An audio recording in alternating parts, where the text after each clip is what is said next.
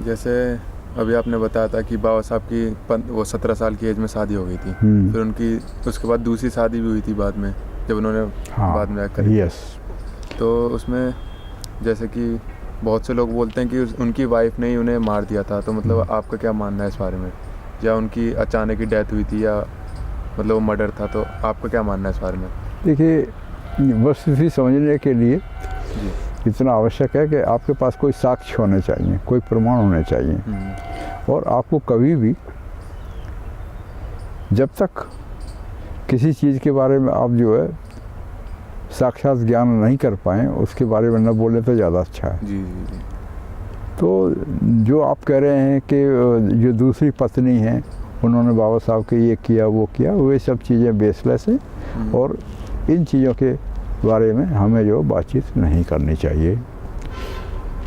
जहाँ तक आपको जानकारी है कि बाबा साहब की जो मिसेज हैं, उनकी डेथ जो है 27 मई 1935 को हो गई थी। 27 मई 1935 को हो गई थी और 1908 के आसपास जो है उनकी शादी हुई थी, है ना।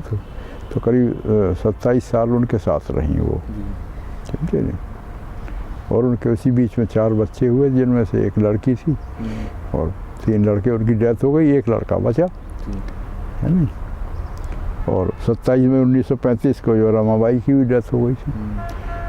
तो 27 मई से लेकर के और 14 अप्रैल 1948 तक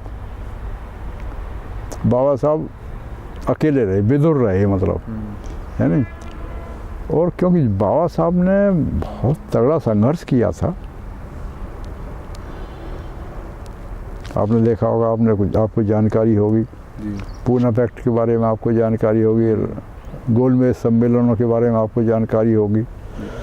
शुरू में यदि आप देखें तो साउथ बोरो कमेटी थी जो मताधिकार के बारे में आई थी, उसके बारे में उसने दिया। साइमन कमीशन हुआ, चापदाल तालाब हुआ, कालाराम मंदिर हुआ, पार्वती मंदिर हुआ, है नहीं।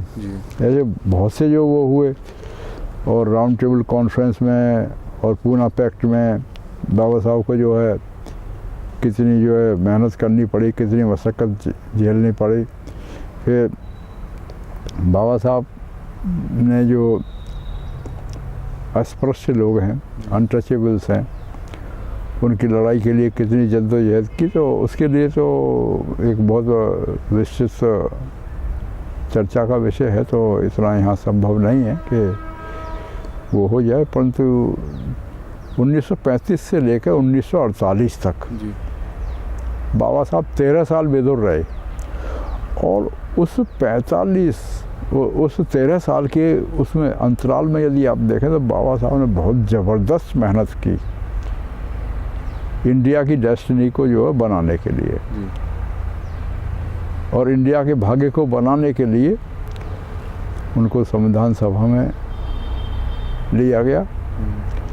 वो ड्राफ्टिंग कमेटी के जो है चेयरमैन भी रहे संविधान सभा में। ऐसी बहुत सी बातें हैं जो लोग कहते हैं कि जो है संविधान निर्माता बाबा साहब हैं।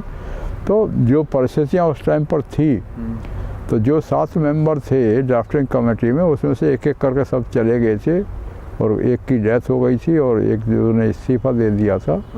और बाबा साहब ने जो है संविधान बनाया, तो वो जो संविधान सभा के सदस्य थे उन्होंने ससम्मान उनको जो ये कहा, और वास्तव में ही उन्होंने ही एक तरह से वो बनाया। परंतु एक विडम्बना के साथ मैं बात ये कहना चाहता हूँ कि जो बाबा साहब चाहते थे, संविधान उस तरह से नहीं बना।